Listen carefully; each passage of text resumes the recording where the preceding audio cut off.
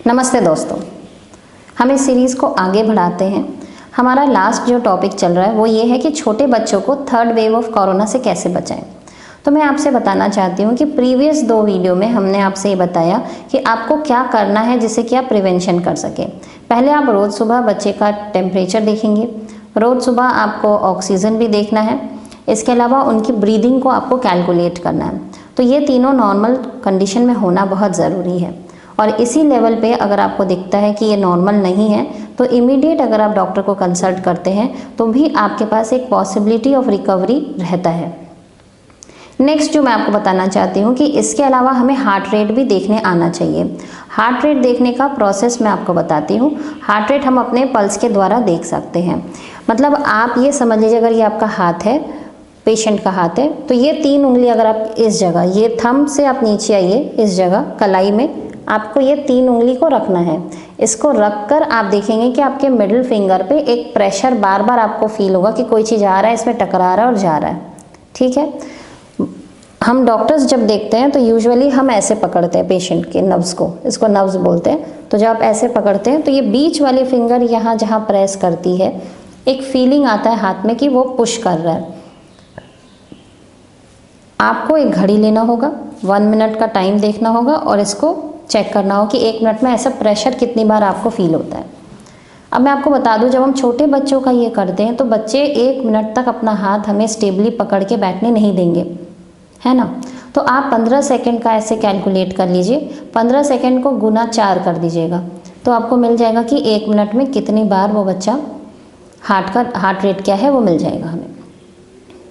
ठीक है, दूसरी बात मैं आपको बताना चाहती हूँ कि कई बार देखा जाता है कि बहुत फास्ट मूवमेंट हो रहा है, ठीक है, और कई बार बहुत स्लो भी होता है। छोटे बच्चों में 70 से नीचे, ठीक है, या 160 के ऊपर अगर आपको ये मिलता है 1 मिनट का वैल्यू, तो आपको समझना चाहिए कि आपको डॉक्टर इमीडिएटली दिखाना चाहिए।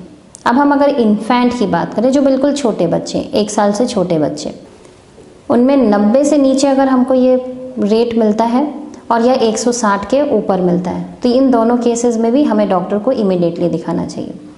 बहुत छोटे बच्चों के केस में एक बात बताना चाहती हूँ कि आप हमेशा ध्यान रखिए कि आपका बच्चा अगर ज़रूरत से ज़्यादा लेथार्जिक हो गया है, चुपचाप बैठा हुआ है, कुछ नहीं एक्टिविटी कर रहा है, वो हमेशा ड्राउजी फील कर रहा है या खेलना नहीं चाह रहा है, सोए रहना चाह रहा है, आँख भी नहीं खोलना चाह रहा है, इस केस में अगर आपको बच्चे को फीवर है तो भी और फीवर अगर नहीं है तो भी आपको इस बात को सीरियसली लेना होगा। कई बार आपने नोटिस किया होगा कि अगर हमें भी बहुत ज़्यादा हाई राइज ऑफ टेम्परेचर होता है या हमारे निकट जन को, तो वो कई बार हम कुछ भी ऐसा बोलते हैं जो इररिलेवेंट हो।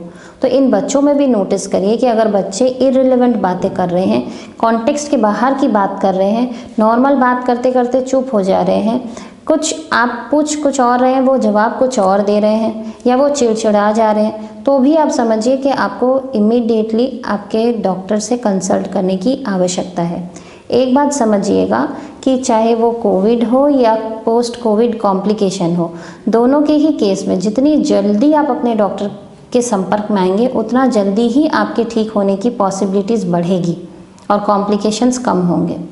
कल फिर कुछ और बातों के साथ, तब तक के लिए नमस्कार।